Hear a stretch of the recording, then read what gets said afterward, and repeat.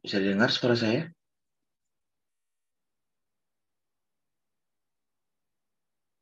Halo, ada yang bisa dengar suara saya? Terus sudah muncul? Aman, Pak. Muncul. Oke, ya. Jadi sebelum kuliah, saya akan absen terlebih dahulu. Silakan ketika saya absen di open eh, kameranya sebagai bukti untuk kehadiran untuk pertemuan kali ini. Oke, sambil dipersiapkan, silakan dibuka kameranya. Saya cari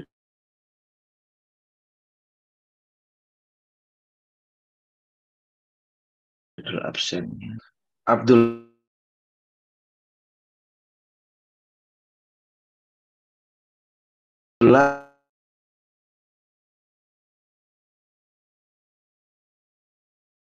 Muhammad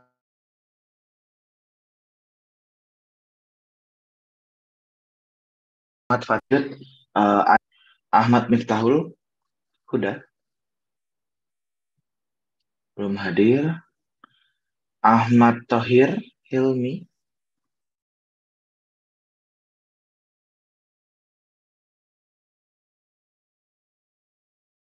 Hadir, Pak. baik. Aldi Pratama, Hadir, Pak. oke. Alif Atailah, Hadir, Pak. oke. Cliff Natael, belum hadir. Devi Fitriani, Hadir, Pak. oke. Dimas Fauzikun, Hadir, Pak. oke. Faiz Armedi, belum hadir. Fajril, belum hadir juga. Fatih, halo Fatih. Nusantara belum hadir. Tadi kayaknya ada. Lanjut dulu. Fabian Eri, Hadir, Pak. oke. Gaspar,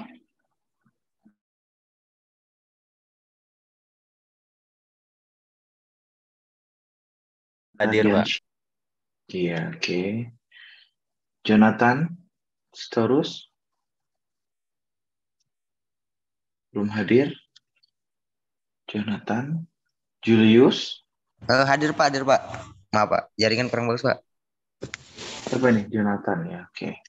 Julius, Julius belum ada. Marlen Elizabeth, belum ada. Muhammad Iqbal,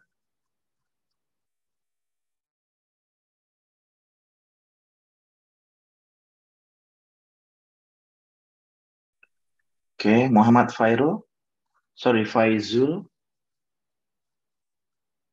Irsyad belum ada. Muhammad Dimas Fadilah, belum ada. Muhammad Fahri Hidayatullah,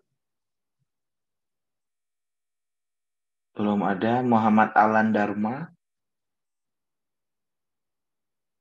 belum ada juga. Muhammad Iqbal, Hadir, Pak. Muhammad. Muhammad Adam Iqbal hadir, Pak. Itu kalau Firdaus, isi paketnya Iqbal hadir, Pak. 151 doang, mana Kak? oke. Muhammad Irgi, belum ada. Muhammad Irfan,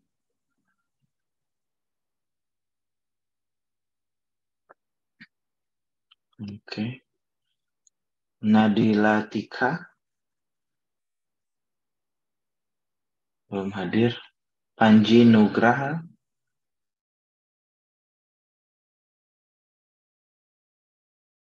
Pak. Risti, oke, ya baik. Rashidin, Hadir Pak. Hadir. oke. Sabrina, Hadir, Pak. mana Sabrina belum keluar, Hadir, Pak. oke. Saifuddin. Hadir, Pak.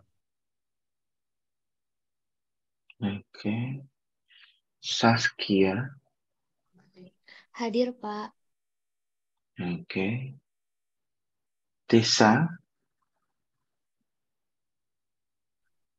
Hadir, Pak. Oke. Filiananda. Belum hadir. Safir. Hadir, Pak. Hadir, Pak. Kalian Anda hadir. Mungkin jaringannya, Pak. Oke. Pak Marlin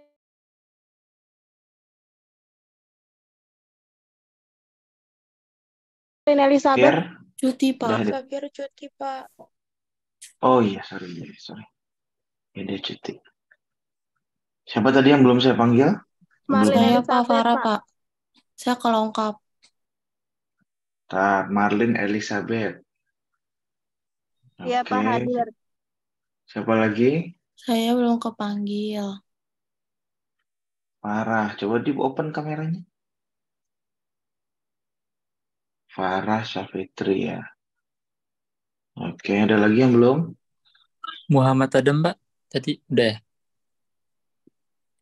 Muhammad Adam. Muhammad Adam Firdaus. Ya, Muhammad Adam. Oke. Oke, masih Pak. Ah, ya, oke. Izin, Pak. Pilihan Anda masuk ya, Pak. Pilihan Anda, oke. Ya,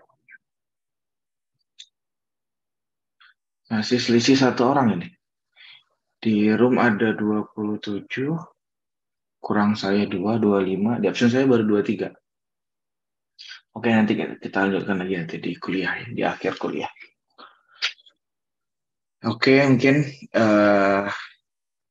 kita akan langsung masuk ke perkuliahan. Hari ini kita akan membahas lanjutan ya dari materi perkuliahan sebelumnya, yaitu analisis ragam atau ANOVA. Slide saya bisa dilihat? Bisa, Pak. Ya.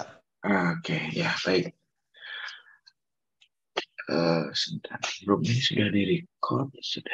Oke, ya baik.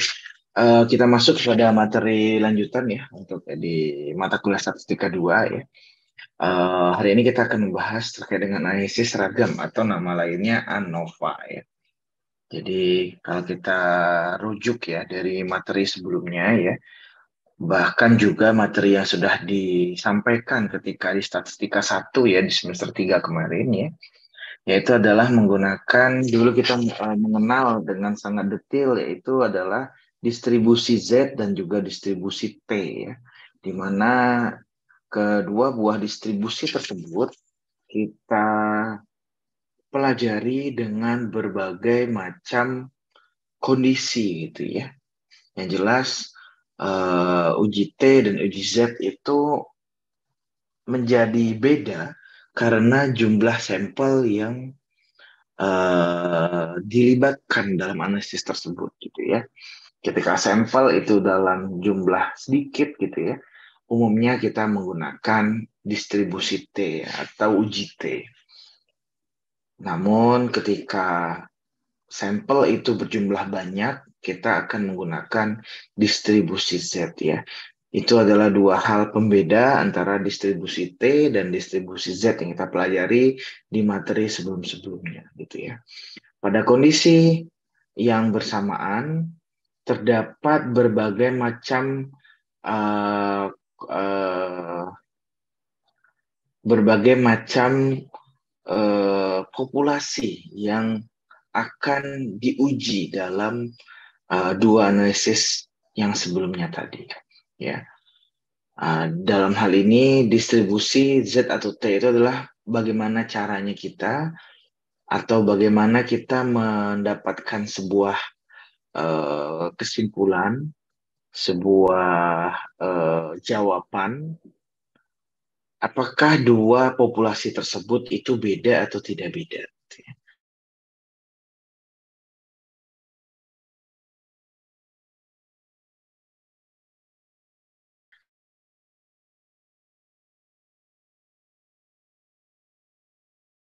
Apakah dua populasi tersebut itu hanya bisa membandingkan dua populasi saja, ya, hanya bisa membantu kita bagaimana membandingkan antara dua buah populasi, ya.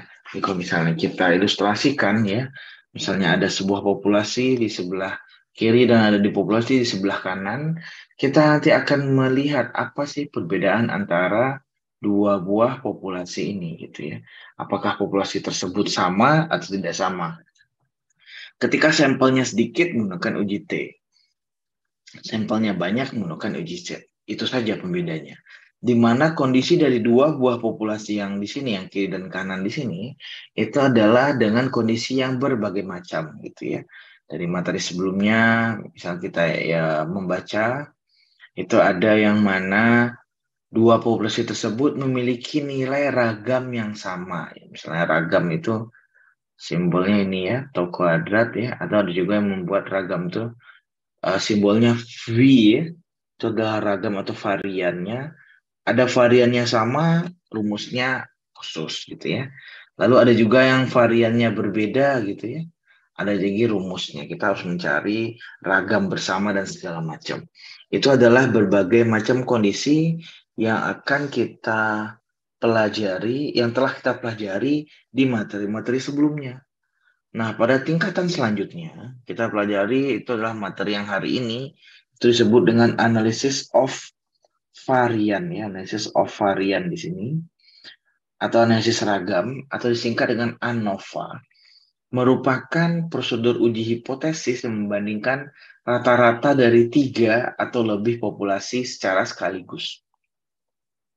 Ya, kalau sebelumnya tadi hanya bisa membandingkan 2 populasi, yang maksimal 2, gitu ya.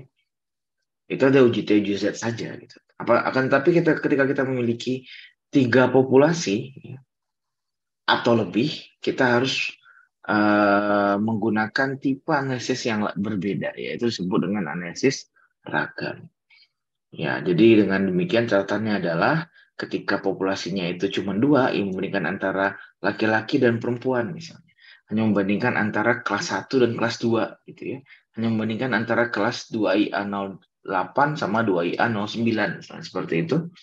Itu cukup menggunakan uji Z saja atau cukup menggunakan uji T saja. Cuma ketika disuruh membandingkan antara masing-masing kelas paralel pada jurusan sistem informatika misalnya, atau teknik informatika misalnya. Dengan demikian kita harus menggunakan analisis ragam gitu ya, membandingkan 2IA01, 2IA02, sampai terakhir nanti nggak tahu 2IA berapa gitu ya, di kampus Bekasi, kampus Cengkareng, dan dimanapun itu gitu ya. Dengan demikian harus menggunakan analisis ragam, di mana kita membandingkan minimal 3. Ya, makanya di sini ada istilah, ini adalah mu1, mu2, dan mu3. Itu adalah minimal 3 populasi yang akan kita bandingkan. Apakah populasi tersebut sama atau tidak sama, gitu ya? Apakah nilai kelas ini dengan kelas sebelah, misalnya 2IA010, 2IA08 atau 2IA10 itu sama? Ya, itu tergantung dari analisis ragamnya. Ya, di mana ketika nilai rata-ratanya itu sama, kita diarahkan untuk memilih hipotesis H0 ya. H0 atau hipotesis yang memiliki makna bahwa rata-rata dari 3 populasi yang kita bandingkan itu sama. Ya.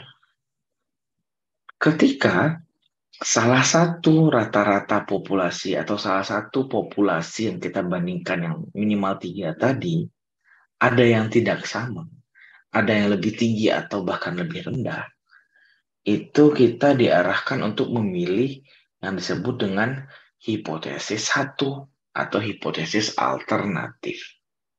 Ya, jadi hipotesis H0 itu kan mu1 sama dengan mu2 sama dengan mu3. Nah, H1 itu bisa jadi mu1 tidak sama dengan mu2. Ya. tapi mu1 sama dengan mu3, itu boleh. Atau kondisi yang lain gitu ya. mu2 tidak sama dengan mu3, tapi mu1 dengan mu3 itu sama, itu boleh saja. Ya, itu adalah kondisi di mana kita memilih H1. Ya, itu adalah pengantar terkait dengan analisis ragam. Ya, sampai di sini ada pertanyaan barangkali? Halo, suara saya bisa didengar? Bisa Pak. Mungkin belum ada Pak. Oke, belum ada ya. Jadi harapan saya sampai dengan materi yang ini ya, materi 1 pendahuluan ini kita bisa mulai membedakan apa itu uji T ya, apa itu uji Z, dan apa itu uji F ya, atau uji ANOVA ya.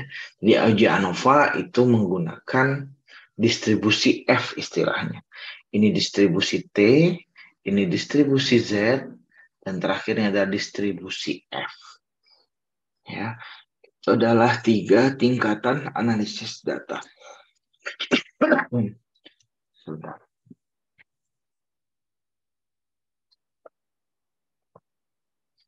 Sebelum kita masuk kepada bagaimana cara perhitungan distribusi F, kita melihat dulu apa itu F gitu ya. Dimana kita ingat dulu ya, kalau di uji T dan uji Z, untuk menjadi pembanding, apakah pengujian tersebut nyata atau tidak nyata, berbeda atau tidak berbeda, itu membandingkan dengan namanya nilai tabel. Apakah itu nilai tabel T atau itu nilai tabel Z? Ya, ada T tabel, ada Z tabel. Di mana yang dibandingkan itu biasanya T hitung atau T titik kritis T dibandingkan dengan T tabel. Itu distribusi T. Kalau distribusi Z, titik kritis Z atau Z hitung dibanding dengan Z tabel. Begitu juga dengan analisis ragam atau ANOVA, kita membandingkan antara titik kritis F atau F hitung dengan F tabel. Jadi kalau misalnya lengkapin, ini adalah, saya hapus dulu. Nah, di sini kita melengkapi antara F hitung itu seperti apa hubungannya dengan F tabel. Ya, seperti apa hubungannya antara F hitung dengan F tabel? Apakah F hitung lebih besar daripada F tabel atau F hitung itu lebih kecil daripada F tabel? Nah, pertanyaan saya sebelum kita masuk kepada membaca tabel F, ketika F hitung atau T hitung atau Z hitung lebih besar daripada F tabel atau T tabel atau Z tabel, itu disebut dengan berbeda atau tidak berbeda? Ada yang bisa jawab? Saya ulangi lagi. Ketika T hitung lebih besar daripada T tabel, itu disebut dengan nyata atau tidak nyata? Halo, ada yang bisa dengar suara saya?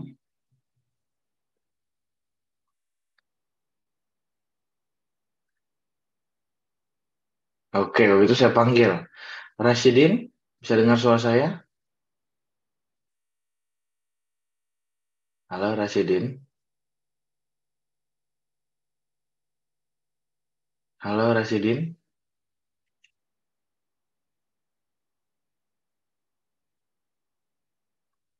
Halo, Rasidin.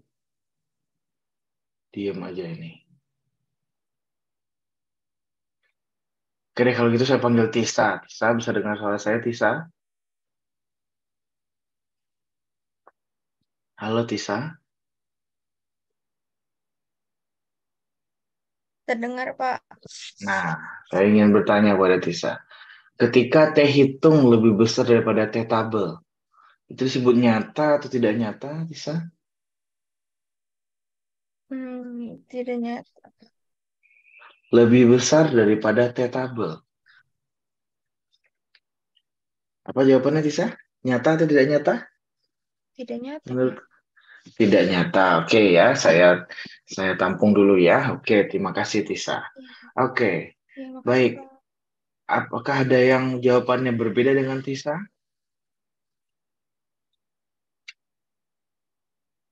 Silakan.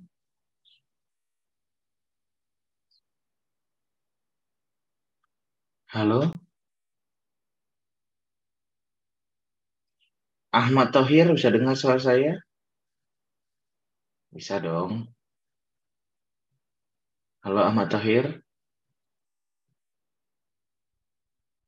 bisa dengar suara saya Ahmad Thohir?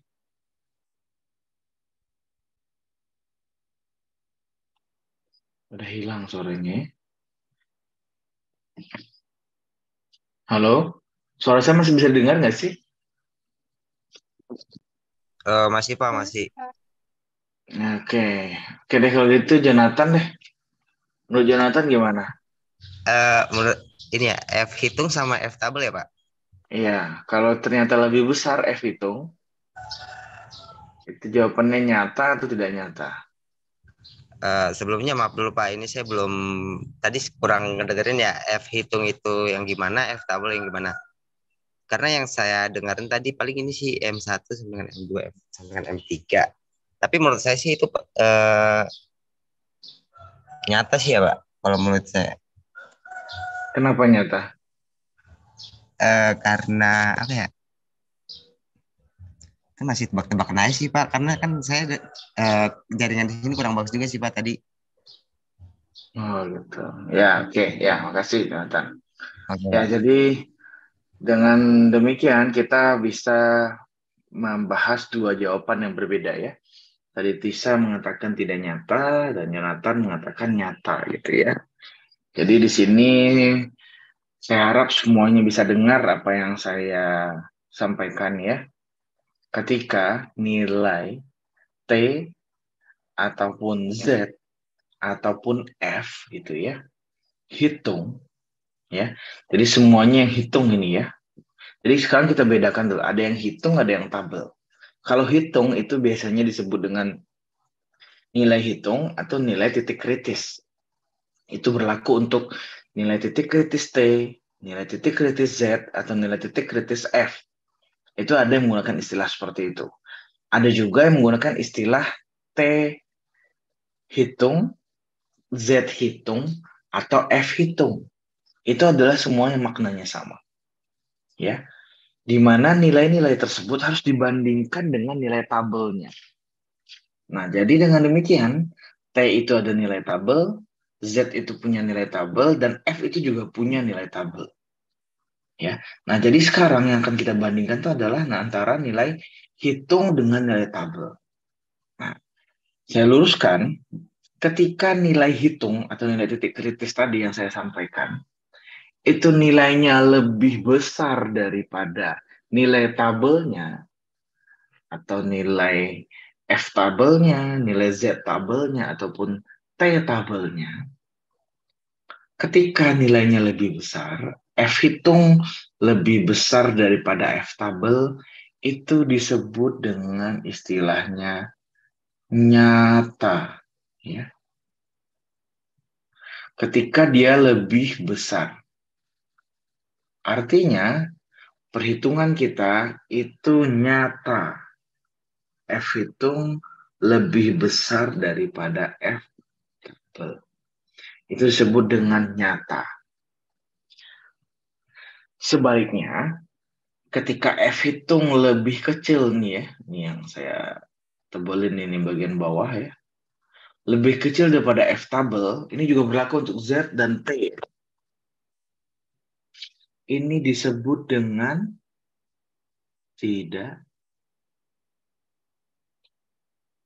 ini dia, nyata. Ya, jadi itu bedanya antara lebih besar dengan lebih kecil. F hitung lebih besar daripada F tabel disebut dengan nyata. Sedangkan F hitung lebih kecil daripada F tabel disebut dengan tidak nyata. Ya. hubungannya dengan hipotesis, ya, dengan yang saya lingkarin di sini nih yang warna hijau nih, ya, yang saya lingkarin hijau, ya, H0 itu kita terima atau keputusan H0 itu kita ambil ketika F hitung itu lebih kecil daripada F tabel, ya, atau disebut dengan tidak nyata, ya. H0 itu diambil ketika F hitung lebih kecil daripada F tabel, atau bahasanya itu diterima, ya. H0 itu diterima ketika F hitung lebih kecil daripada F tabel. Sebaliknya, ketika F hitung lebih besar daripada F tabel, nah yang ini nih, yang bagian atas, itu kita menerima H1 istilahnya. Menerima H1. Nah, di sini ya. F hitung lebih besar daripada F tabel atau bahasa lainnya itu nyata, itu berarti kita menerima H1. Ya, menerima H1 atau menolak H0 itu statementnya maknanya sama. Menerima H1 atau menolak H0 itu sama saja. Atau kebalikannya, lawannya itu adalah menerima H0, menolak H1, itu juga sama. Ya, jadi itu antara hubungan antara hipotesis, nilai hitung, dan juga nilai tabel. Ada pertanyaan sampai di sini? Suara saya masih bisa didengar semuanya? Bisa, Pak. Sih. Oke, bisa ya. Sudah, itu adalah hubungan antara hipotesis, nilai hitung dengan nilai tabel. Nah, sekarang kita akan melihat bagaimana cara membaca tabel F atau distribusi F. Ya, tabel F yang kita miliki itu membacanya hampir sama ya, mirip dengan membaca distribusi T atau tabel T. Mirip ya cara membacanya. Kenapa mirip? Karena sama-sama menggunakan namanya derajat bebas atau degree of freedom. Ya, di mana di tabel T itu derajat bebasnya cuma 1, tetapi di tabel F itu derajat bebasnya ada 2. Ya. Ya, contohnya di sini ya. Ada derajat bebas 8 disebut pembilang, ada derajat bebas 14 disebut penyebut. 2 derajat bebas inilah yang membantu kita untuk melihat nilai F tabel dari masing-masing analisis yang kita lakukan. Oke ya, supaya lebih jelas saya langsung ke next slide ya. Nah, di slide ini ya, saya hapus dulu, clear. Nah, di slide ini kita bisa melihat ya, tabel di bawah itu adalah simulasi atau bentuk sederhana dari sebuah nilai tabel F. Ya, di mana di sini derajat bebas yang tadi 8 dan 14 pembilang dan penyebut tadi dijabarkan menjadi kolom dan baris ya. Jadi kalau yang kolom ini yang ke bawah ini kolom ya, itu adalah derajat bebas pembilang. Jadi yang kita lihat itu adalah bagian atas ini ya, berapa derajat bebas pembilangnya. Karena di sini tadi derajat bebasnya 8, berarti kita lihat yang 8 kolomnya. Lalu karena yang di penyebutnya itu 14, kita lihat baris ke-14 ini kan baris 1, 2, titik-titik, tiba-tiba baris 14. Nah, titik pertemuan antara 8 dan 14 itu adalah nilai F tabelnya. Nilainya itu adalah 2,70. Ya. Ini adalah nilai F tabel untuk sebuah pengujian, gitu ya. Nah, nilai F tabel inilah yang akan kita bandingkan dengan nilai F hitungnya pada sebuah analisis. Ya. Apakah nilai F hitung tersebut lebih tinggi atau lebih rendah daripada F tabel ini? Saya ulangi, ketika F hitung lebih tinggi atau lebih besar daripada F tabel disebut dengan nyata. Ya, ketika F hitung lebih kecil pada F tabel disebut dengan tidak nyata. Ya, supaya menjadi lebih jelas, saya akan lihatkan tabel F pada file kumpulan tabel. Ya, sebelum masuk pada tabel F kumpulan tabel, di sini ada tambahan ada nilai 0,05 luas daerah pada ekor sebelah kanan gitu ya. 0,05 itu adalah nilai tingkat signifikansinya ya. Kita sudah pernah pelajari bahwa di bagian eksakta kita tingkat signifikansinya itu adalah 5%. Ada yang 5%, ada yang 1%, bahkan ada juga yang 10%. Ada 10, 5, dan 1%. Ya, kebetulan tabel yang ada di contoh di slide ini itu adalah tabel yang 5%. Jadi selain kita perlu melihat derajat bebas dalam membaca tabel F, kita juga perlu melihat tingkat signifikansi berapa yang diminta oleh soal atau tingkat signifikansi berapa yang kita perlukan. Signifikansi itu artinya 5%, artinya lewat dari 5%, lebih kecil ataupun lebih besar dari 5%, itu bukan merupakan wilayah kita, gitu ya. Berkaitan dengan kurva di slide yang bagian atas, kurva yang ini ya, saya kotakin merah, wilayah penerimaan atau wilayah yang tidak nyata, itu adalah wilayah yang saya arsir warna biru di sini. Itu adalah wilayah tidak nyata. Jadi ketika nilai F hitung itu berada pada titik ini, yang misalnya di sini adalah 1,5 misal ya, berarti dia tidak nyata. Karena berada kecil dari 2,7, karena 2,7 adalah nilai F tabel.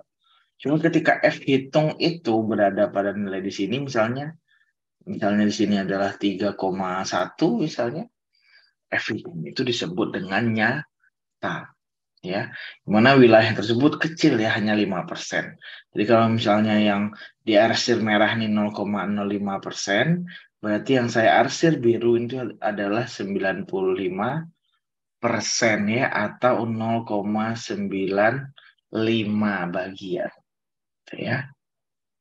Nah, itu adalah yang perlu kita lihat. Jadi kita lihat derajat bebasnya, pembilang dan penyebut, dan juga kita lihat wilayah signifikansinya yang mana, gitu ya.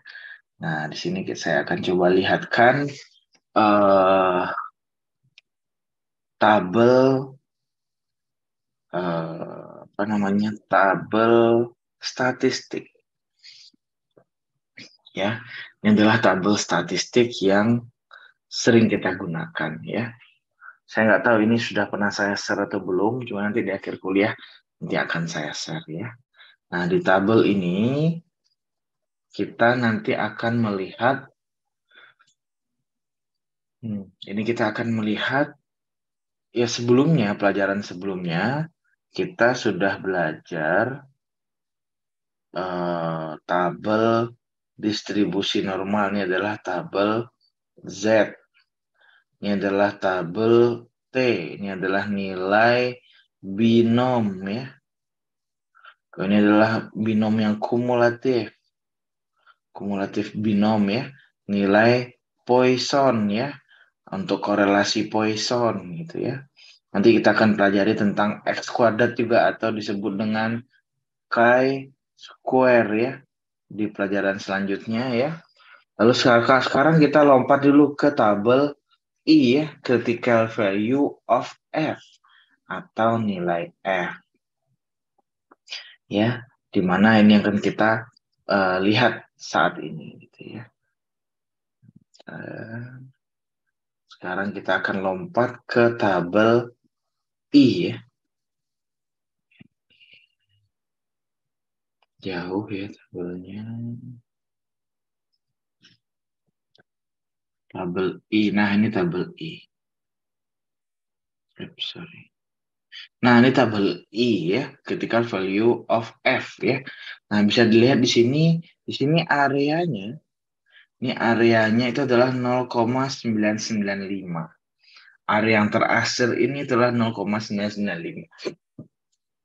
Sedangkan kita tidak memerlukan ini ya. Kita biasanya menggunakan areanya 0,05 ya. Seperti pada contoh slide tadi. Jadi dengan demikian ini kita skip ya. Ini masih 995, 995. Ini 990, tidak juga. Kita menggunakan yang terakhir. Hampir menuju akhir kalau nggak salah.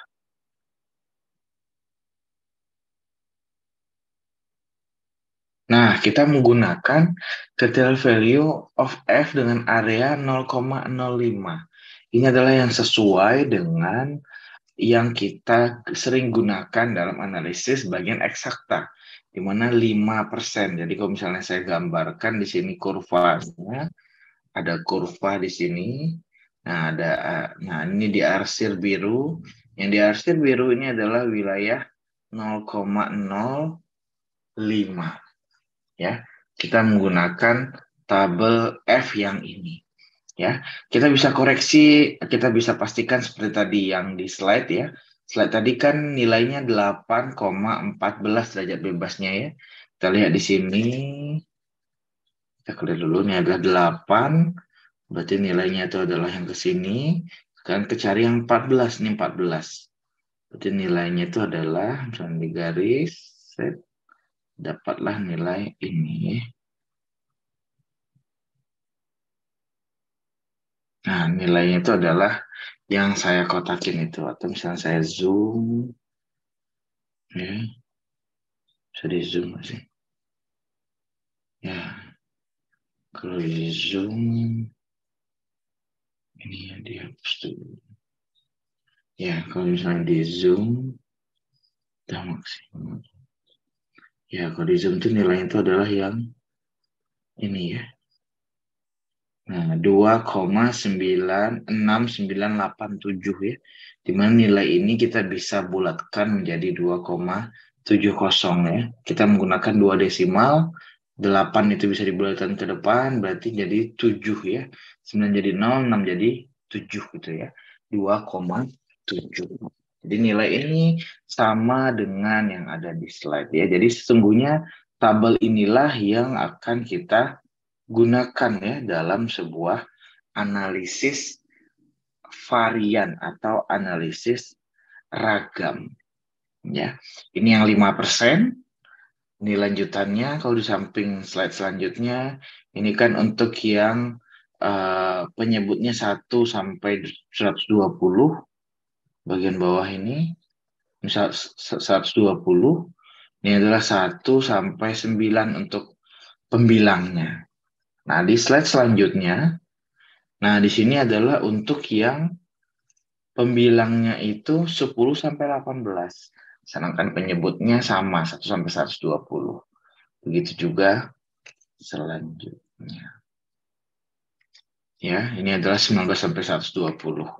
Nah, next itu adalah yang untuk 0,025. Ini jarang kita gunakan.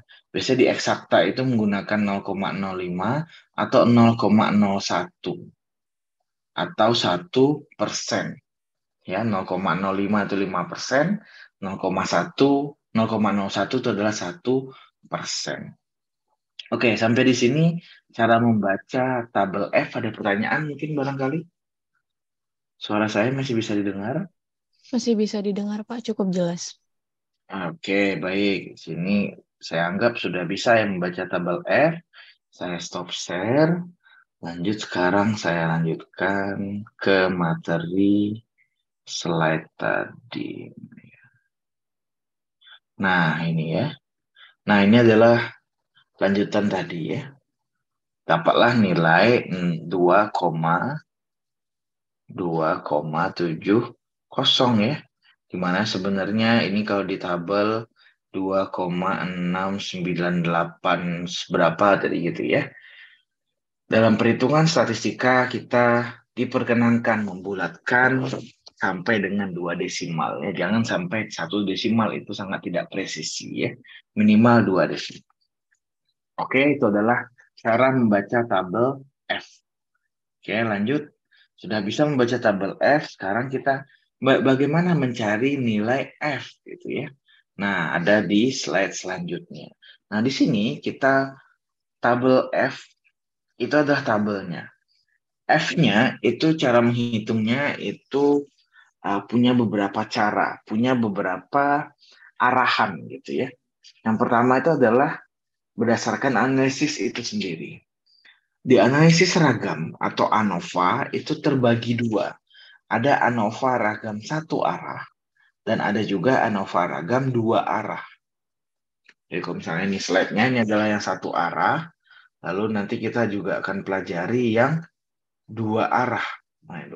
Nah, ini adalah ragam dua arah. Apa sih beda dua arah dan satu arah?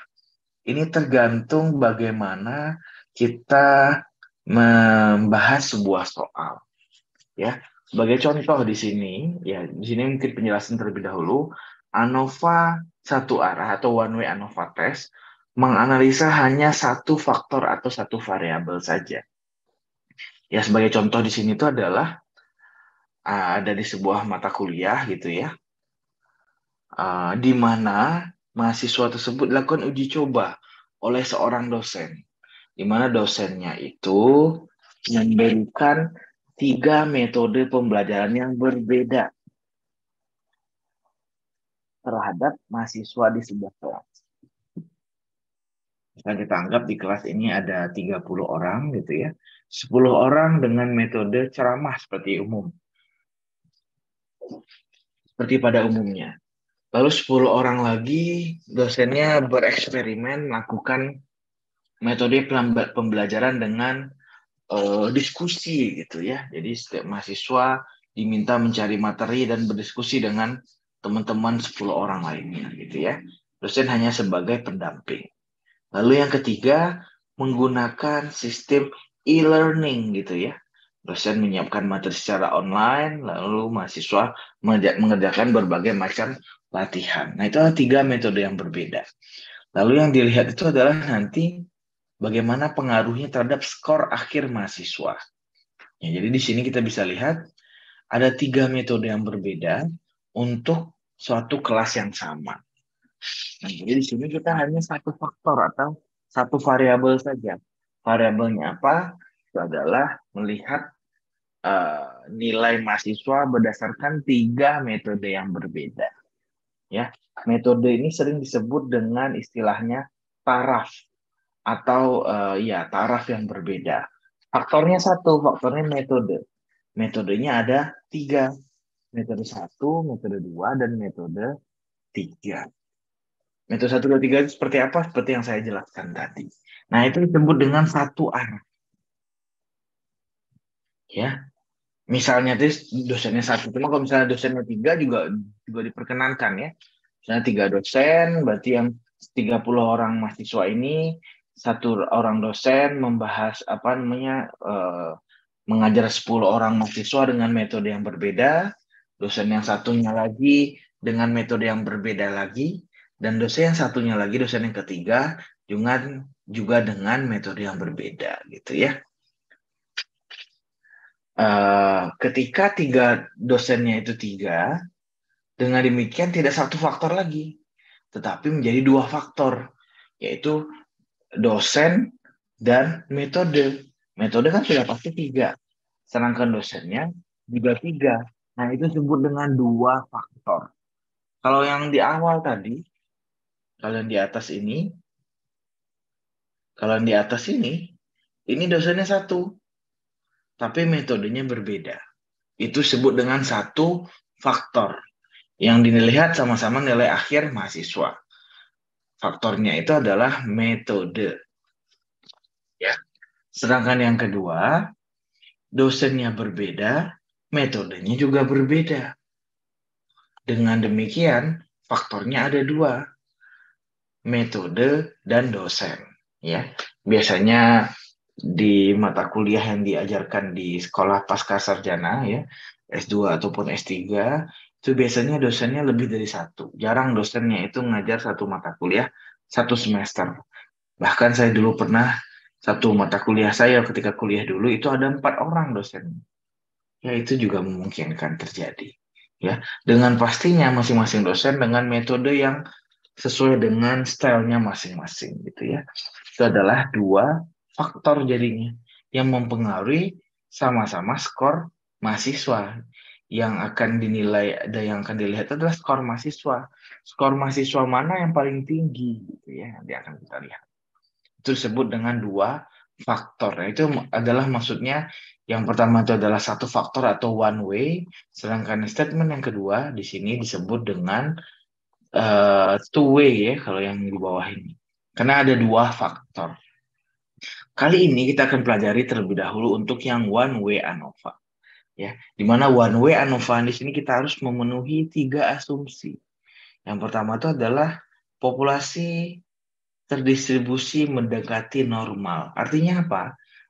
Mendekati normal itu artinya tidak ada data atau nilai-nilai atau misalnya tadi nilai mahasiswa ya.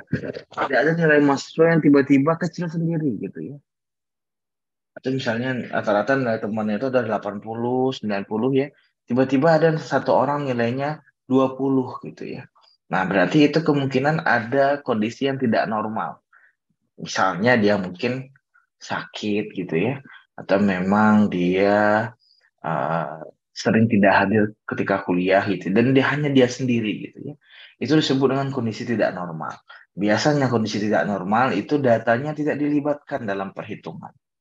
Ya, dia harus kita lakukan yang namanya normalisasi data. Ya.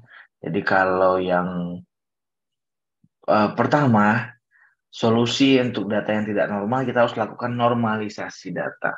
Salah satunya itu misalnya kita melakukan analisis box plot ya. Mungkin sudah dipelajari dulu di statistika 1 barangkali ya. Kita gambar whisker and scatter plot ya, kita lihat apakah ada pencilan luar atau pencilan dalam gitu ya. Kita cari nilai Q1, Q2, dan Q3-nya gitu ya. Dengan demikian data yang pencilan kita tidak libatkan dalam analisis. Ya, contohnya saja misalnya di kelas ini rata-rata tinggi badannya itu 160 misalnya. Tiba-tiba nanti ada 2-3 orang yang tingginya 180, itu merusak rata-rata gitu ya. Seakan-akan nanti kelas ini tuh tinggi badannya tinggi-tinggi ya. Akan tetapi karena kondisi tertentu tinggi badannya itu realnya tidak setinggi rata-ratanya gitu ya. Itu disebut dengan merusak rata-rata seperti yang saya sampaikan. Solusinya itu dengan melakukan normalisasi data. Oke, itu adalah yang pertama.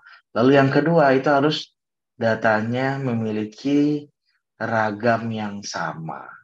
Ya, range-nya itu tidak terlalu besar gitu ya. Misalnya kalau tadi rata-rata 160 ya pastinya tingginya itu antara 150 sampai 170 aja gitu ya. Di mana simpangan bakunya itu sama gitu ya, populasi tersebut gitu ya. Jangan simpangan bakunya itu satu lebar, satu simpangan bakunya itu sempit gitu ya. Itu membuat data juga tidak standar istilahnya. Nah, solusinya untuk yang poin kedua itu harus kita lakukan standarisasi data. Ya, itu yang kedua. Lalu yang ketiga, sampel harus diambil secara independen. Tidak boleh ada sampel yang dilakukan tidak independen. Artinya, data yang kita miliki itu harus diambil berdasarkan sampel yang acak ya. Jadi nggak boleh misalnya kalau saya ngambil si A, si B karena temennya, si B saya ambil juga sebagai sampel. Nggak boleh gitu. Semuanya harus diambil secara acak, secara bebas, secara random atau independen. Ya, itu adalah 3 asumsi. Jadi 3 asumsi ini mungkin saja akan saya tanyakan nanti ketika ujian ya. Ketika ujian akhir ya, apa itu asumsi untuk one way ANOVA ya. Saya kira ini juga berlaku untuk two way ANOVA ya, ANOVA 2 arah. Mirip ya, asumsinya sama. Jadi itu adalah populasinya harus normal, simpangan baku harus sama, sampel harus independen atau acak. Itu perlu diketahui secara bersama. Ya, lanjut. Nah, berikut adalah bagaimana cara perhitungan nilai F hitung. Ya, nilai F hitung itu nilai F ya. Kita lihat di sini nilai F itu rumusnya ini ya. MSB dibagi MSW ya. Jadi di sini kita akan mengenal beberapa istilah baru ya. Ada istilah MS, ada istilah SS ya. SS itu adalah sum of square ya. Atau bahasa Indonesianya itu sering kita sebut dengan jumlah kuadrat atau JK. Kalau MS itu adalah mean of square ya. Atau kita di bahasa Indonesia sering kita sebut dengan nilai KT kuadrat tengah. Ya, jadi MS dan SS. MS itu KT, SS itu JK. Ya, itu bahasa sering kita gunakan. Di mana untuk mencari F hitung kita harus membagi antara MSB dibagi MSW. Ya, MSB itu rumusnya SSB dibagi K kurang 1. Apa itu K? Jumlah perlakuan. SSB itu apa? Ada rumusnya di sini itu ya. MSW, SSW dibagi NK. SSW apa? Ini ada rumusnya. N itu apa? Ukuran sampel. Sampel kita totalnya ada berapa? K itu adalah jumlah perlakuannya. Dengan demikian kita bisa menghitungnya. Nah, rumus ini menjadi sangat complicated ketika belum mengerjakan soal gitu ya. Nah, di sini ada latihan soalnya, contoh soalnya ya. Terdapat 3 metode pengajaran seperti yang tadi di soal ya. Dalam sebuah mata kuliah dasar pemrograman. Di akhir semester diberikan tes pada 15 mahasiswa dan diperoleh skor sebagai berikut. Nah, misalnya kita lihat di sini 15 mahasiswa itu terbagi dari 3 metode ya. Metode 1, 2, 3. Masing-masing metode itu ada 5 orang mahasiswa. Jadi 5 orang mahasiswa itu disebut dengan ulangan. Ya, ini kan dibagi 3 menjadi 5. Ini karena 3 itu adalah metode. Nah, 5 ini disebut dengan ulangan. Jadi ulangannya itu ada 5. Ya, metodenya ada 3 atau taraf perlakuannya ada 3. Nah, langkah pertama kita harus dulu mencari nilai T1. Ya, T1 dan N1 ya. N1, N2, N3 itu pasti sama. Itu adalah jumlah ulangannya gitu ya. Sedangkan T1 itu adalah total dari nilai di metode 1. T2 total metode 2, T3 juga total metode 3. Setelah dapat nilai ini, kita masukkan ke sigma X. Kita perlu mencari sigma X. T1, T2, T3, sigma X artinya kan sebenarnya total dari seluruh data ini gitu ya. Total dari seluruh data dari 3 metode ini itulah disebut dengan sigma X ya, disebut dengan sigma X di sini. Dapat nilai 1081 ya. Lalu kita juga disuruh mencari nilai N, jumlah total jumlah sampel ya. Itu dari masing-masing total dari seluruh ulangan saya kira ya. N1 5, N2 5, N3 5, totalnya 15. Setelah mencari sigma X, kita disuruh mencari sigma X kuadrat ya. Ingat di sini pelajaran awal saya kira di statistika 1 atau statistika 2 ya. Sigma X kuadrat itu tidak sama dengan sigma X kuadratkan.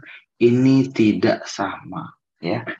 Kalau sigma X kuadrat, itu masing-masing data dikuadratin terlebih dahulu, baru dijumlahkan. Jadi 48 kuadrat, 73 kuadrat, 51 kuadrat, 65 kuadrat, 87 kuadrat gitu ya. 55 kuadrat, 85 kuadrat, 70 kuadrat, sampai dengan 67 kuadrat ya. Baru ditambahin ya. Dapatlah nilai 80.709. Itu sigma X kuadrat. Ya. Sedangkan sigma X dikuadratin, itu artinya sigma X yang ini ya, itu kita kuadratin ya. Itu adalah sigma X dikuadratin 1081 dikuadratin. Itu nilainya ya. Jadi ini adalah ini, sedangkan ini ya, itu dua hal yang berbeda. Setelah dapat sigma X kuadrat dan sigma X, kita bisa mencari SSB ya, sesuai dengan soal ya. SSB itu kan rumusnya T1 kuadrat, kan ini rumusnya itu adalah T1 kuadrat dibagi N1 ditambah T2 kuadrat dibagi N2 sampai dengan T3 kuadrat dibagi N3 gitu ya. Dapatlah nilai ini dikurang dengan nilai yang saya kotakin di sini ya. Sebagian perhitungan, sebagian sumber pustakannya menyatakan bahwa 10 kuadrat, 1081 kuadrat dibagi 15, itu rumusnya kan berarti sigma X kuadrat dibagi K dikali K dikali R ya. R itu jumlah ulangan ya. K itu kan treatmentnya ada 3, ulangannya itu 5 ya. Ini 15 ya, makanya nilainya 15. Ini itu adalah rumus, disebut dengan rumus FK. Atau disebut dengan faktor koreksi. Ya. Jadi dikurang dengan faktor koreksinya. Jadi kadang ini rumusnya dirapikan seperti ini sama berbagai sumber, ada juga dia langsung dikurang FK. Orang sudah ngerti, FK itu adalah sigma X kuadrat, sigma X dikuadratkan dibagi jumlah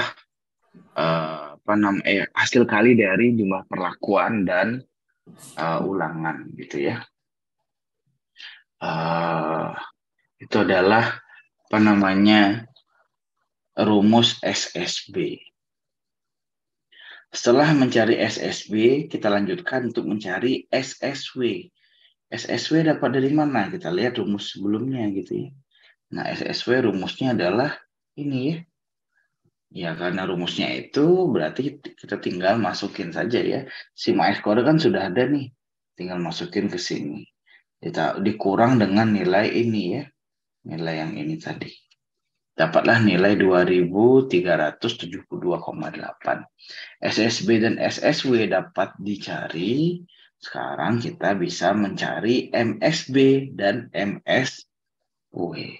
MSB rumusnya SSB dibagi K kurang 1, sedangkan SSW dibagi N kurang K. MSB dapat nilainya 216, sekian. MSW dapat nilainya 197, sekian. Lalu kita bisa mencari nilai F hitung ya. Ini kadang itu disebut dengan nilai F hit biasanya gitu ya ditulis. F hitung ya. MSB dibagi MSW ya, dapat nilai 1,09. Berarti ini adalah dapatnya F hitungnya 1,09 ya. Nah, ini adalah F hitung. Nah, sedangkan di awal tadi kita sudah bisa mencari nilai F tabel. F tabel, ada yang ingat F tabel ini tadi berapa? Untuk 5%, derajat bebasnya itu 2 dan 14.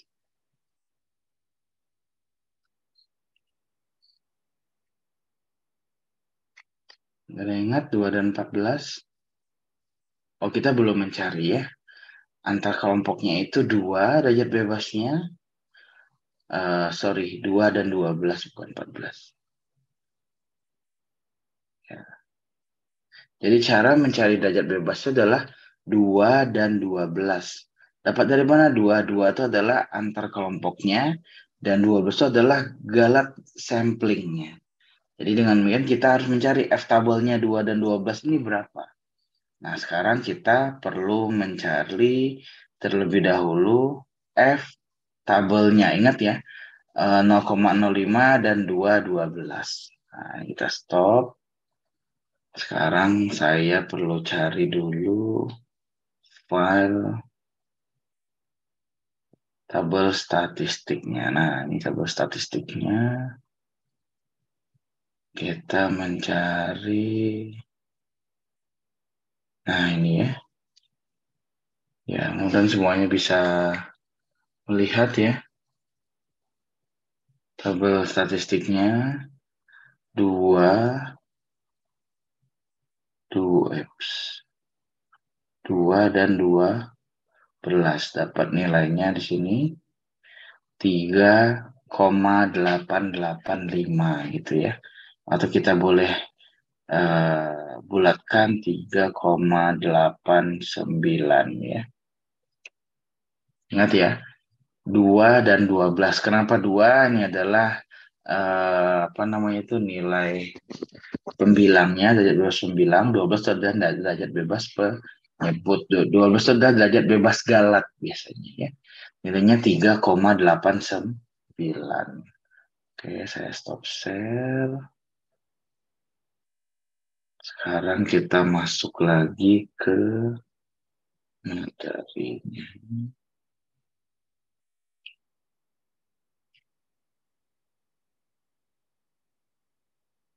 Nah, dapat di sini nilainya berapa tadi?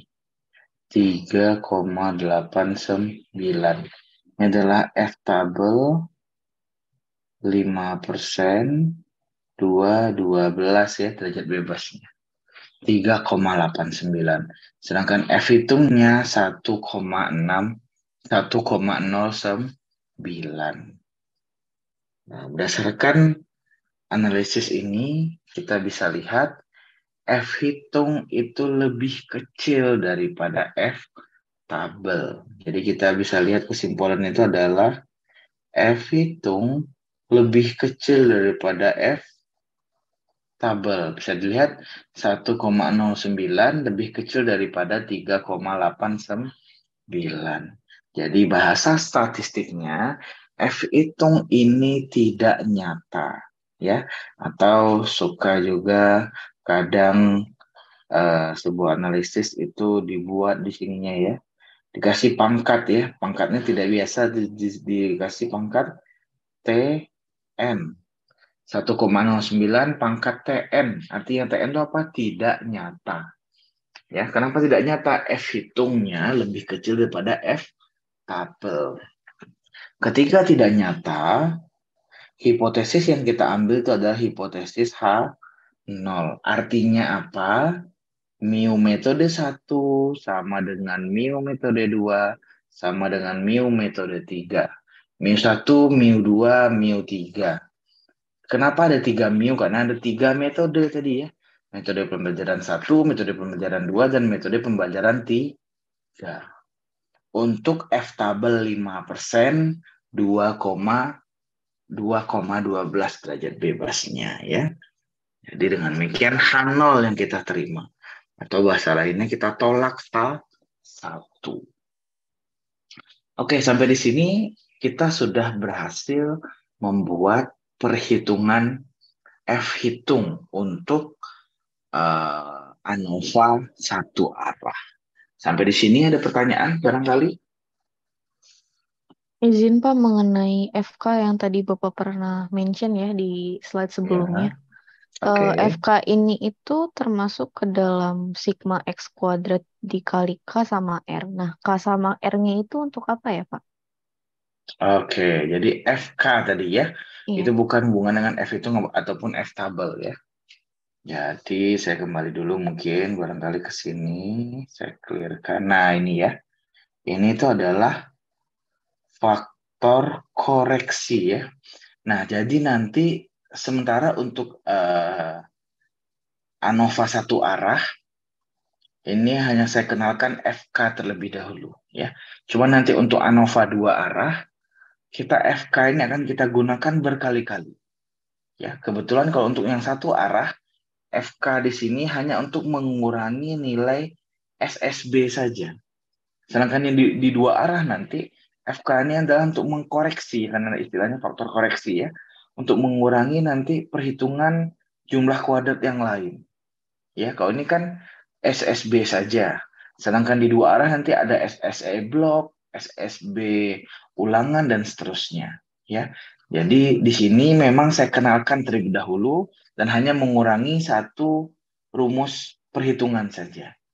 Nanti dia akan mengurangi, mengkoreksi berbagai macam perhitungan. Makanya nanti FK ini kita hitung secara terpisah. Setelah kita mencari sigma X kuadrat, kita perlu mencari nilai FK. Setelah kita nyari FK, baru kita nanti masuk ke SS apa, dan nanti akan kita mencari nilai MS apa, dan NS apa, dan seterusnya. Gitu ya. Jadi sementara ini, silakan ini dikenal terlebih dahulu, istilah baru, di mana FK ini kepanjangan itu adalah faktor koreksi. Oke? Oke, baik Pak. Sudah jelas. Terima kasih. Oke, baik. Kita akan lanjutkan di slide selanjutnya ya. Nah, tadi sudah sampai di sini, kita sudah bisa menjawab bahwa F hitung ini adalah TN, tidak nyata, atau menerima H0. Atau bahasa lainnya, menolak H1. Ya. Atau kadang juga ada bahasa statistik yang lebih agak complicated ya. Tidak cukup bukti untuk menolak H0. Tidak cukup bukti untuk menolak H0. Itu bahasa statistik untuk membahasakan, mengistilahkan, menerima H0. Saya ulangi, menerima H0 itu maknanya sama dengan tidak cukup bukti untuk menolak H0. Gitu ya. Kadang di bahasa statistik suka menggunakan istilah seperti itu. Ya, menerima H0 kan segampangnya menerima H0 gitu ya. Cuman kadang-kadang teman-teman di ilmu statistik tidak mau membahasakan seperti itu. Kadang teman-teman tersebut menjawab tidak cukup bukti untuk menolak H0. Itu sama saja ya. Jadi jangan bingung gitu. Oke, tadi kita dapat tadi F tabelnya 5% ya. Kalau nggak salah 3,89. Di mana ini nilainya lebih besar daripada F hitungnya, jadi F hitung lebih kecil. Makanya dia tidak nyata. Lanjut. Nah, sekarang di slide selanjutnya ada pertanyaan baru. Merujuk kepada soal sebelumnya, tentang skor 15 mahasiswa yang diambil acak dari 3 kelompok metode pengajaran dengan tingkat signifikansi 1%. Nah, soal baru ya. Dengan tingkat signifikansi 1%, dapatkah kita menolak hipotesis 0? Gitu ya. Nah, ini kan agak kontradiksi ya dengan kata-kata kita sebelumnya tadi ya. Untuk signifikansi yang tadi kita cari, untuk signifikansi 5%, untuk signifikansi 5% dengan nilai 3,89, kita itu menerima ya. Menerima H0. Nah, pertanyaan sekarang adalah dengan tingkat signifikansi 1%, yang mana F hitungnya kita belum cari, F tabel kita belum cari, apakah kita bisa menolak H0? Nah, pertanyaannya seperti itu. Ya. Nah, untuk menjawab ini kita perlu mencari ya berapa nih gitu ya F tabel 1% untuk derajat bebasnya itu adalah 2 dan 12 tadi ya.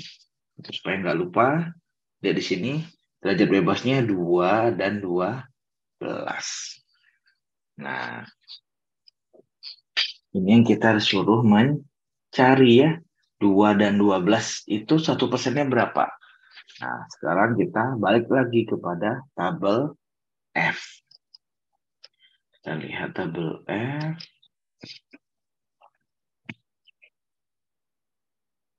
Nah, ini adalah tabel statistika. Nanti akan saya share. Nah, kita disuruh cari ini ya. Kan 1% ya. Kalau 1% kan berarti ini ya. Ini kan 0,01 kan sama dengan 1% ya. Disuruh mencari bilangnya 2, penyebutnya 12. Saya zoom. Bisa di zoom nggak sih? Nah, ini ya. 2 dan 12. Nilainya ini. Bisa dilihat ya. 2 dan 12 ya. Nilainya ini ya. 6,93. Gitu ya. 6,93. Nah, ingat ya. Padahal nilai yang sebelumnya tadi untuk yang 5%, kalau nggak salah itu 3,89. Semakin tinggi signifikansi yang perlu kita cari, ternyata nilai F tabelnya itu semakin kecil. Saya ulangi lagi ya. Semakin kecil nilai signifikansi yang kita perlukan, ternyata berhubungan timbal balik ya. Berhubungan tegak lurus ya, bukan sejajar ya, tegak lurus dengan nilai F tabelnya. Ini adalah 5%, sedangkan ini adalah 1%. Semakin kecil nilai signifikansinya, nilai F tabelnya semakin besar ya, 6,93. Oke, sekarang kita balik lagi ke slide.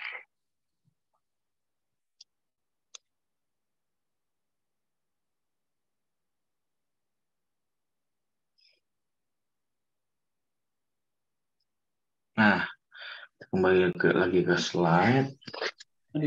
Di sini dia minta 1%. Ya. Tadi kita tulis dulu 5%. F tabelnya 3,89. 1%, udah ingat tadi berapa? 6,93 kalau nggak salah ya. Nah, ketika F tabelnya 6,93, apakah mungkin kita menolak H0? Ada yang tahu mungkin jawabannya? Apakah mungkin kita menolak H0? Mungkin nggak, Pak? Jawabannya mungkin. Nah, sedangkan Enggak. Sedangkan kita tahu tadi F hitungnya berapa? 1,09. 1,09 kita lihat. F hitungnya 1,69. Tidak mungkin berubah lagi. Sedangkan F tabelnya semakin besar. Nah, ketika semakin besar F tabel, pastinya dia tidak mungkin ya kita menolak H0. Pasti kita akan menerima H0. Kenapa? F hitung lebih kecil daripada F tabel, mau F tabel berapapun, berarti artinya tidak nyata. Tidak nyata itu artinya kita menerima H0. Ya. Menolak H0 itu artinya kan menerima H1, artinya nyata. Nah, pada soal ini, tidak mungkin kita menolak H0. Jawabannya itu tidak mungkin. Nah, jadi kesimpulan itu adalah Ketika di F tabel 5% tidak nyata, sebuah perhitungan, sudah automatically, F tabel 1%-nya juga akan tidak nyata. Ya, F hitungnya pasti tidak nyata. Ya, karena semakin kecil nilai tingkat signifikansi yang kita cari, maka bertolak belakang ya, tegak lurus dengan nilai F tabelnya. Ya, F hitungnya jelas F hitungnya 1, 5% aja nggak nyata, ya apalagi 1%. Itu adalah hubungannya. Jadi latihan nomor 3 di sini kita bisa langsung jawab ya, bahwa tidak mungkin kita menolak H0. Kita sudah pasti menerima H0 ya. Silakan nanti dibaca di penjelasan slide ini gitu ya. Nah, di sini yang perlu juga saya sampaikan, ketika F hitung 5% tidak nyata, 1% pasti tidak nyata juga. Nah, sebaliknya, kondisi sebaliknya itu tidak sama diksinya ya. Ketika misalnya kita dapat nih punya F hitung, misal ya, F hitung kita 4,81 misalnya. Kita membuat perhitungan ya, kayak yang tadi kita nyari ANOVA itu ya, tabel tadi, dapat F hitungnya 4,81. Derajat bebasnya sama seperti soal tadi.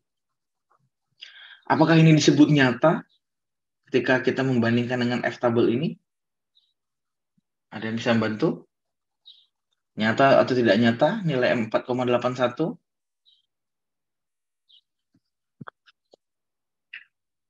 Halo, ada yang bisa dengar suara saya? Bisa, Pak. Oke, gimana? Mungkin Filianda? karena F hitungnya lebih kecil daripada F tabelnya tetap ya, Pak. Mungkin H0-nya masih tetap diterima. Nah, oke, ya. Jadi saya luruskan di sini ya. F hitungnya 4,81. F tabelnya, kita lihat. F tabel yang 5%. Lebih kecil atau lebih besar daripada F tabel 5%? Lebih kecil. Lebih besar dong. Oh ya, Ya, lebih besar F hitungnya lebih daripada besar daripada 3,89. 3,89 kan ya. Ini Ya. adalah F tabel 5%. Berarti F hitung di sini untuk signifikansi 5% dia nyata. Tanda nyata itu kan kalau tidak nyata tadi kan saya kodein kan di sini ada pangkatnya TN ya. Nah, ketika dia dengan nyata terhadapnya 5%, karena 481 kan lebih besar ya daripada 3,89. Ketika angkanya lebih besar, itu sudah pasti dia nyata atau bintang 1. Jadi kita suka dibikin bintang 1. Supaya rapi ini saya bikin deh. Nah, ini kita suka bikin dia bintang 1. Kenapa bintang 1? Karena dia dengan yang 5%, ini yang saya buletin warna biru, dia itu lebih besar. Ya. Dia bintang 1. Akan tetapi dengan yang F tabel 1%, dia tidak nyata. Ya, karena nilainya lebih kecil kan dari dari 6,93.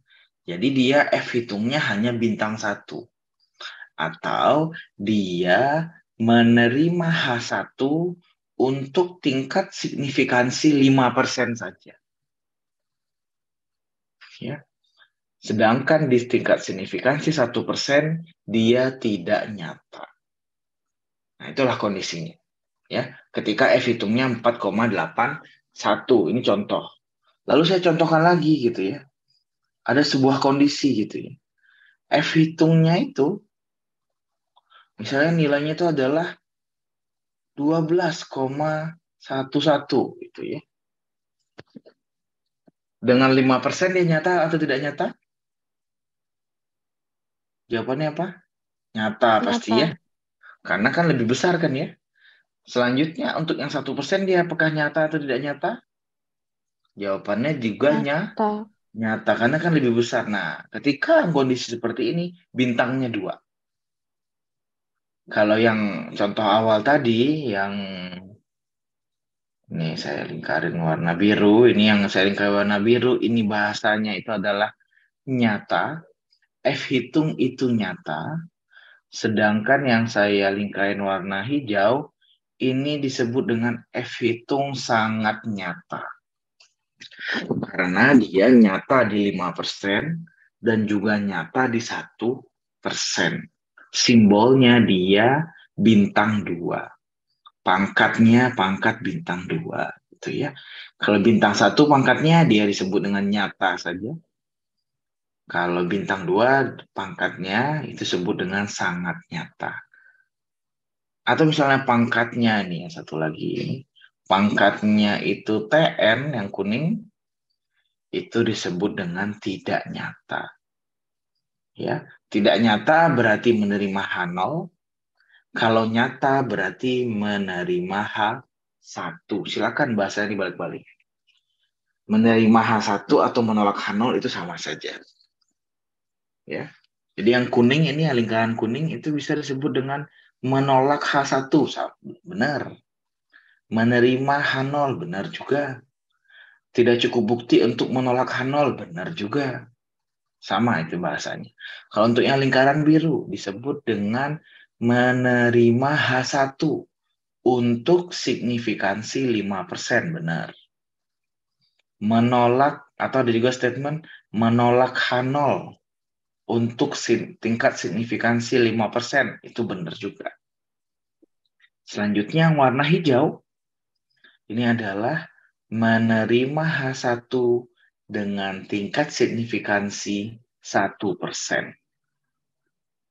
Ya. Atau bahasa lainnya, F hitung sangat nyata. Oke, sampai di sini ada pertanyaan?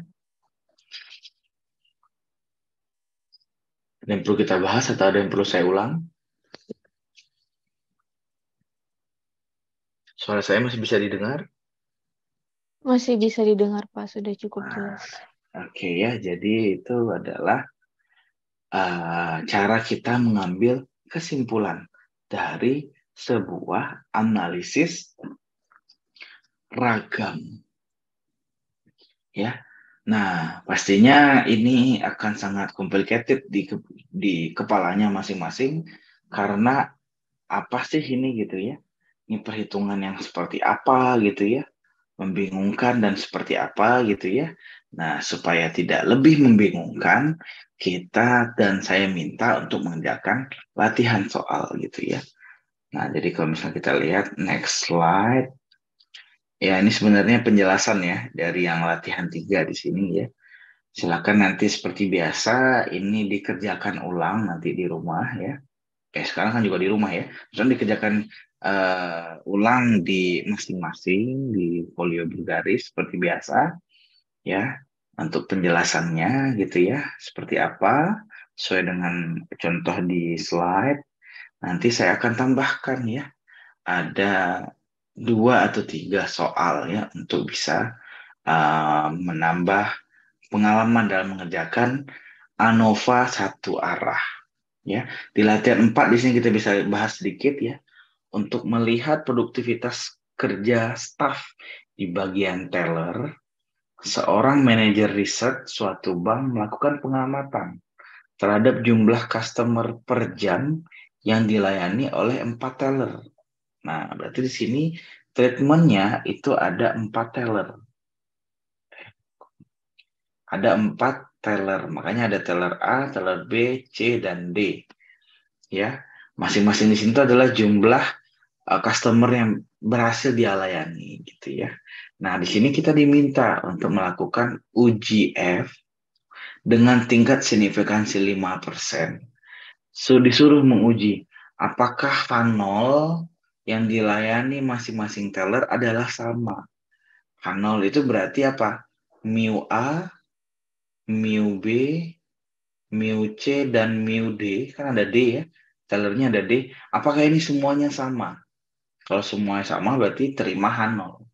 Kalau terima H1 itu adalah minimal ada satu saja yang nggak sama. Misalnya mu A sama mu D itu tidak sama. B, C, D-nya sama nggak masalah. Tapi minimal ada satu saja yang tidak sama. Dengan demikian kita harus menerima H1. Ciri-cirinya apa? F hitung lebih besar daripada F tabel, ya. Seperti yang saya sampaikan tadi. Nah, tadi ada contoh soalnya. Sekarang coba dikerjakan masing-masing, gitu ya. Ini ada latihan 4. Nanti akan saya tambahkan lagi di slide-nya. Ada 2 soal lagi untuk dikerjakan masing-masing. Silakan dikerjakan berkelompok ataupun sambil berdiskusi dengan teman-teman. Tapi saya minta dikerjakan menggunakan dikerjakan sendiri dalam penulisannya. Karena kalau namanya matematika ataupun statistika itu harus dikerjakan sendiri ya, walaupun mungkin sebagian ada yang sambil menyalin, tapi sambil dipahami apa yang disalin gitu ya. Supaya bisa setidaknya peka terhadap apa itu yang disebut dengan analisis tertentu ya. Hari ini kita belajar tentang analisis ragam. Ya, nanti slide ini akan saya share melalui ketua kelas, melalui Tisa ya. Nanti di sini ada materi analisis ragam 2 arah, silakan dibaca secara masing-masing ya. Nah, di sini nanti, lihat di sini, seperti tadi ada pertanyaan temannya. Nah, di sini ada 2 buah ya, pengurangan sigma X kuadrat dikali RC. Ya, ini adalah R2 replication